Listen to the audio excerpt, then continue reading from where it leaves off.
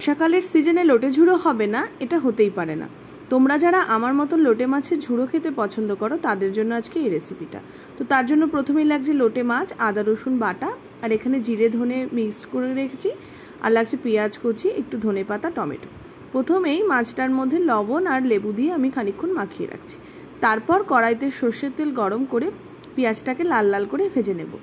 পেঁয়াজটা যতক্ষণ লাল লাল করে ভাজা হচ্ছে তখন আমি একটা টমেটো যেটা রেখেছিলাম সেটাকে আমি একটু পেস্ট করে নিলাম।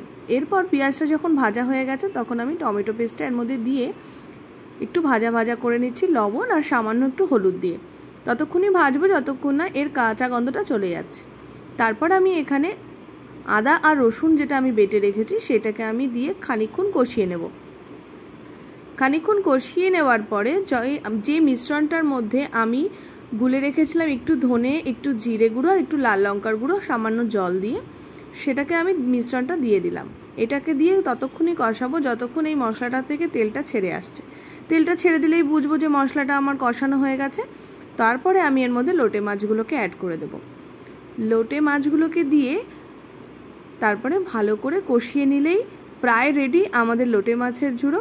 কিছুই করার নেই আর, এরকমভাবেই অল্প অল্প করে কষাতে কষাতেই দেখো রেডি হয়ে যাবে লোটে মাছের ঝুড়ো। উপর থেকে ধনেপাতা ছাড়িয়ে গরম গরম সার্ভ করো।